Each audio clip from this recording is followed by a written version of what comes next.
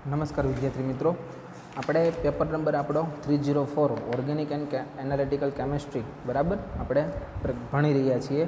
આપણે unit number 3C ઉદ્દીપન એટલે શું, ઉદ્દીપન એટલે શું બરાબર તે આપણે જોઈ ગયા. ઉદ્દીપનના પ્રકાર આપણે જોઈ ગયા, તેની લાક્ષણિકતાઓ કઈ કઈ છે આપણે જોઈ ગયા. ઉદ્દીપક કયા સિદ્ધાંત ઉપર કાર્ય કરે છે એ આપણે જોઈ ગયા. તેના ઉપર લાગુ પડતી લાક્ષણિકતાઓ તે આપણે જોઈ ગયા. હવે આપણે જોવાનું છે ઉદ્દીપકોના વિષ. વિષમાંગ ઉદ્દીપકો બાહ્ય પદાર્થના અલ્પ જથ્થાની હાજરીમાં ખૂબ જ સંવેદનશીલ હોય છે અને ઘણી વખત ઉદ્દીપક નિષ્ક્રિય થઈ જાય છે. કોઈ પણ પદાર્થ ઉદ્દીપકની સક્રિયતાને સંપૂર્ણપણે નષ્ટ કરે તો તેને ઉદ્દીપક વિષ કહેવાય છે.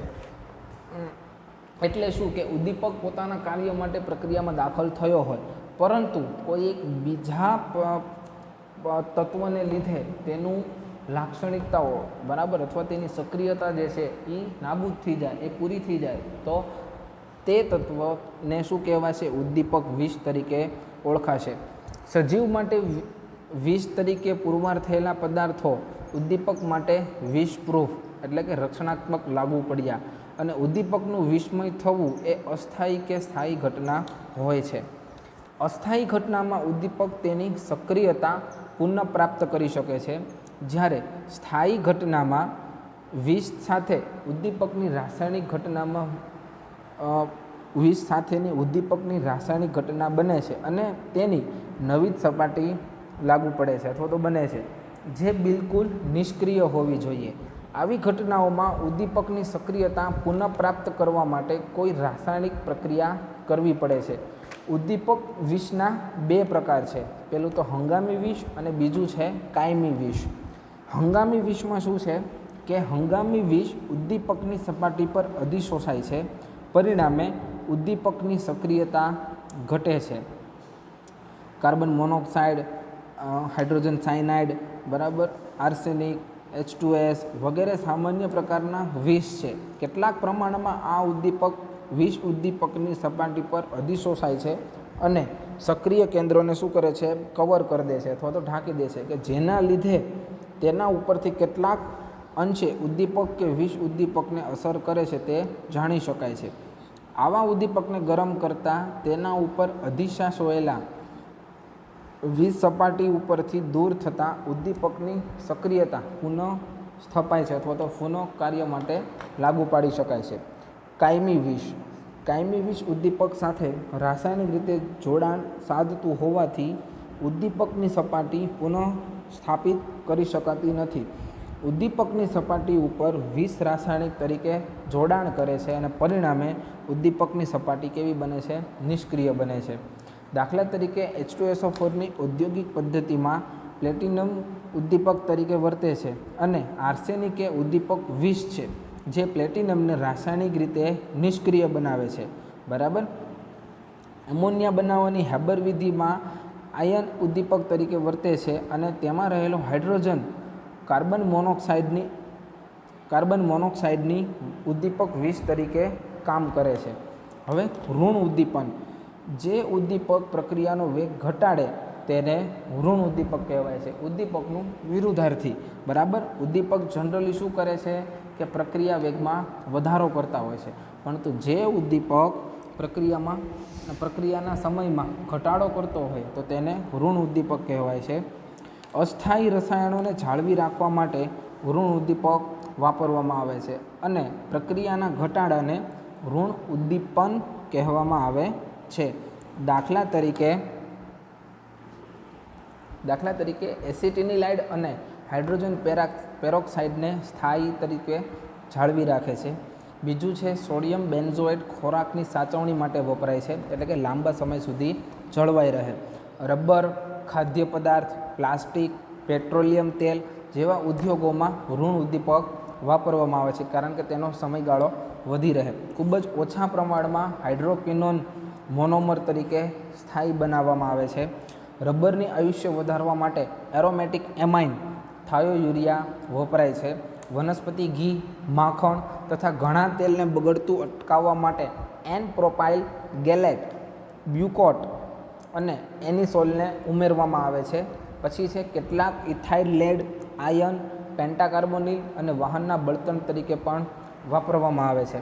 સ્વયં ઉદ્દીપન કેટલીક રાસાયણિક પ્રક્રિયાઓમાં ઉત્પન્ન થતી નિપજોમાંથી એકાદ પદાર્થ પોતે જાતે જ ઉદ્દીપક તરીકે વર્તે છે અને તે પ્રક્રિયાને પ્રવેગિત કરે છે. આ પ્રકારની જે પ્રક્રિયા જે છે તેને સ્વયં ઉદ્દીપન પ્રક્રિયા કહેવાય છે કે કોઈ બહારથી ઉદ્દીપક આપણે ઉમેરવામાં આવતો નથી. જે મધ્યસ્થી નિપજ બનતી હોય એ નિપજમાંની એકાદી નિપજ પ્રક્રિયાને પ્રવેગિત કરે છે, એટલે કે તેના વેગમાં વધારો કરે છે. તે પોતે જાતે જ એક ઉદ્દીપક તરીકે કાર્ય કરે છે. તો આ પ્રકારની પ્રક્રિયાને સ્વયં ઉદ્દીપન પ્રક્રિયા કહેવાય છે. દાખલા તરીકે પોટેશિયમ પરમેંગેનેટ અને ઓક્ઝેલિક એસિડ વચ્ચેની પ્રક્રિયા સલ્ફ્યુરિક એસિડમાં ચાલતી પ્રક્રિયા તેમાં ઉત્પન્ન થતા મેંગેનીઝ આયનો વડે પ્રવેગિત થાય છે. હવે ઉદ્દીપક પ્રેરકો કેટલાક પદાર્થો પોતે ઉદ્દીપક તરીકે વર્તતા નથી, પરંતુ તેની હાજરીમાં ઉદ્દીપકની ક્ષમતામાં વધારો કરે છે. આવા પદાર્થોને ઉદ્દીપક પ્રેરકો કહેવામાં આવે છે. ઉદ્દીપક પ્રેરકો ઉદ્દીપકની સક્રિયતામાં વધારો કરે છે. દાખલા તરીકે એમોનિયાની હેબર વિધિમાં એફી એટલે કે આયન ઉદ્દીપક તરીકે વપરાય છે અને સૂક્ષ્મ પ્રમાણમાં ઉમેરેલું એમો પ્રક્રિયા જે છે એ ઉદ્દીપકની સક્રિયતામાં વધારો કરે છે. તમે ઉદ્દીપક તો વાપર્યું, પરંતુ એની પણ સક્રિયતા માટે જે બીજો ઉદ્દીપક વાપરવામાં આવે છે તેને શું કહેવાય છે? ઉદ્દીપક પ્રેરક.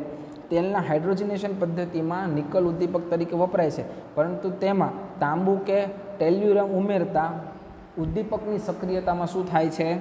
વધારો થાય છે. ઉત્સેચક ઉદ્દીપન પ્રક્રિયામાં વિટામિનો જે છે એ પ્રેરક ઉદ્દીપક તરીકે વર્તે છે.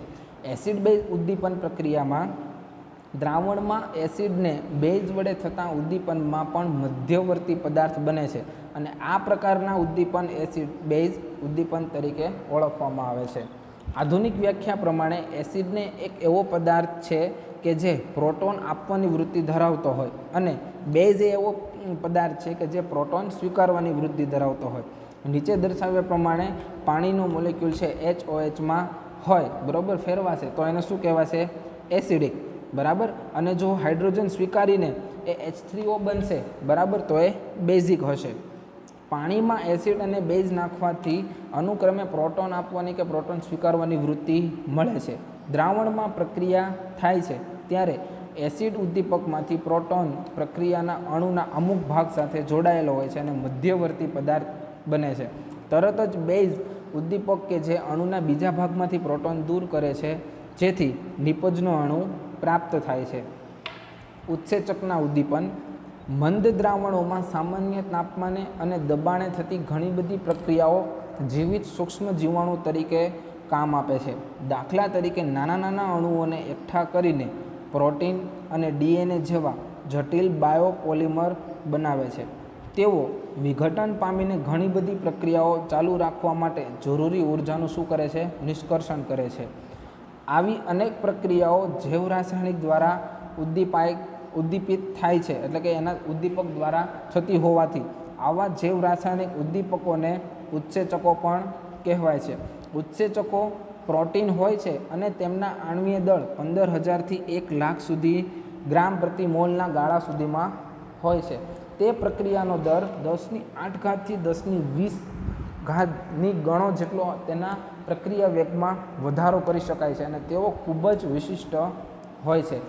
કોઈપણ પ્રક્રિયામાં વિશિષ્ટ ઉત્સેચકોની પરિણમતી હોય છે. અગાઉ તમે જોયું કે યુરેઝ નામનો ઉત્સેચક યુરિયાનું જળ વિભાજન કરે છે, પરંતુ શરીરમાં રહેલા અનેક ઉત્સેચકોમાં આની સિવાય બીજો કોઈ માટે લાગુ અથવા તેનું કામ લાગુ પડતું નથી.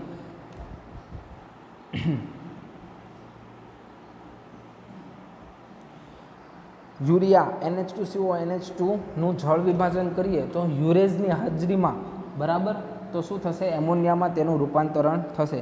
ઝાયમેઝ નામનો ઉત્સેચક ગ્લુકોઝનું ઇથેનોલ અને કાર્બન ડાયોક્સાઇડમાં રૂપાંતરણ કરે છે અને પેપ્સી નામનો ઉત્સેચક પ્રોટીનનું એમિનો એસિડમાં રૂપાંતરણ કરે છે.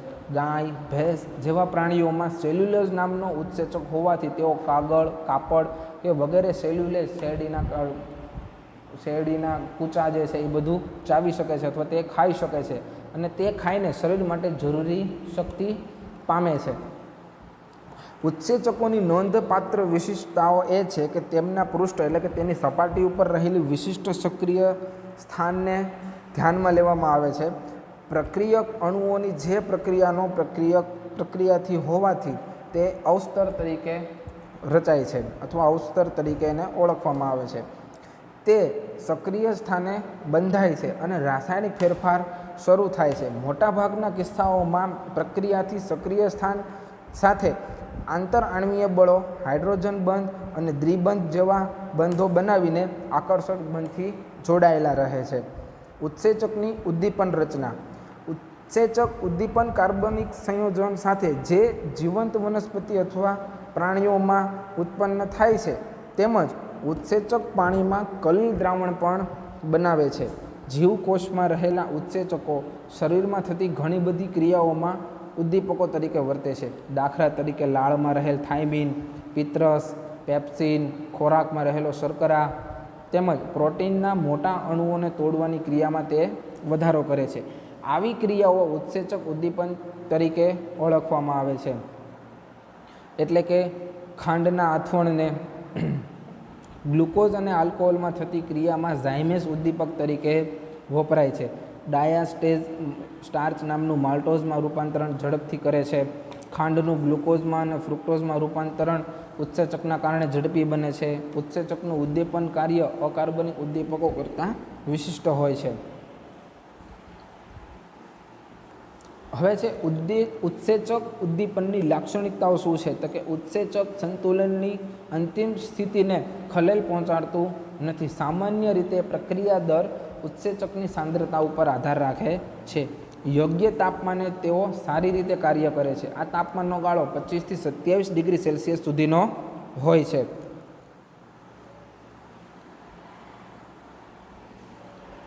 અને બહુ ઊંચા અને બહુ નીચા તાપમાને ઉદ્દીપકો સક્રિય બની શકતા નથી. મોટા ઉદ્દીપન વિષ તરીકે ઓળખાય છે. જ્યારે ઉત્સેચકો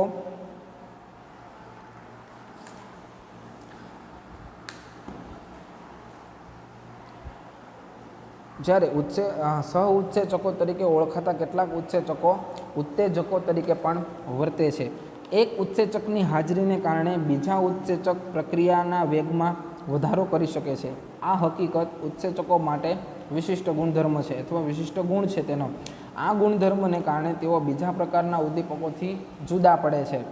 પારરક્ત કિરણો ઉત્સેચકના ઉદ્દીપકની ક્રિયાશીલતાનો નાશ કરે છે. ઉત્સેચકની ક્રિયામાં ખાસિયત હોય છે કે તે ડાયપેપ્ટાઇડ ઉત્સેચકના સ્ટાર્ચના જળ વિભાજન દ્વારા માલ્ટોઝ બનાવે છે અને ઉત્સેચકની કાર્ય તરીકે લાગુ પાડે છે. પણ માલ્ટોઝના જળ વિભાજનથી ગ્લુકોઝ બને છે અને તે માલ્ટોઝના ઉત્સેચનની જરૂરિયાત પૂરી પાડે છે. જ્યારે ગ્લુકોઝમાંથી ઇથેનોલ બનાવવા માટે ઝાયમેઝ ઉત્સેચકની જરૂર પડે છે. બરાબર. નીચે તમને ત્રણેય રાસાયણિક પ્રક્રિયાઓ આપી છે, ડાયસ્ટેજ, માલ્ટેઝ અને ઝાયમેઝની. બરાબર. હવે ઔદ્યોગિક ક્ષેત્રે ઉદ્દીપકોનું મહત્ત્વ કેટલું છે, તો એના ઉપયોગો શું શું છે ઉદ્દીપકના, તો એ આપણે જોઈએ. H2SO4ની લેડ ચેમ્બર પદ્ધતિમાં નાઇટ્રસ ઓક્સાઇડ ઉદ્દીપક તરીકે તેનો ઉપયોગ થાય છે. H2SO4ની સંપર્ક પદ્ધતિમાં પ્લેટિનમ અને વેડિયમનો ઉપયોગ થાય છે. HNO3 નાઇટ્રસ ઓક્સાઇડ અથવા નાઇટ્રસ એસિડની ઓસ્વાલ્ડ પદ્ધતિમાં પ્લેટિનમનો ઉપયોગ કરવામાં આવે છે. આલ્કોહોલમાંથી એસિટિક એસિડ બનાવવા માટે પણ કોડમા નામનો ઉપયોગ થાય છે. વનસ્પતિ ઘીની બનાવટમાં નિકલ ઉદ્દીપકનો ઉપયોગ થાય છે. હાઇડ્રોજનની બોશ પદ્ધતિમાં ફેરિક ઓક્સાઇડ અને ક્રોમિક એસિડનો પણ ઉપયોગ કરવામાં આવે છે. ખાંડની આથવણ પદ્ધતિમાં ઝાયમેઝ ઉદ્દીપકનો ઉપયોગ કરવામાં આવે છે. આથવણની બ્યુટેરિક એસિડ પદ્ધતિમાં લેક્ટિક એસિડનો ઉપયોગ કરવામાં આવે છે. હાઇડ્રોજન અને કાર્બન મોનોક્સાઇડમાંથી હાઇડ્રોકાર્બનની બનાવટ માટે મેગ્નેશિયમ ઓક્સાઇડ ઉદ્દીપકનો ઉપયોગ થાય છે. એમોનિયાની બેયર પદ્ધતિમાં Fe ઉદ્દીપક તરીકે ઉપયોગ કરવામાં આવે છે. આલ્કિનના બહુલીકરણમાં બરાબર H3PO4 ઉદ્દીપકનો ઉપયોગ થાય છે. અને આલ્કોહોલમાંથી ડિહાઇડ્રેશન પદ્ધતિમાં કોપર ઉદ્દીપકનો ઉપયોગ થાય તો છે. આ 12 થયા ઉદ્દીપકના ઉપયોગો. બરાબર. તો આપણે આ યુનિટની અંદર આપણે બસ આટલું જ ભણવાનું હતું. બરાબર. તો આ યુનિટ 3C જે છે એ અહીંયા પૂરું થાય છે।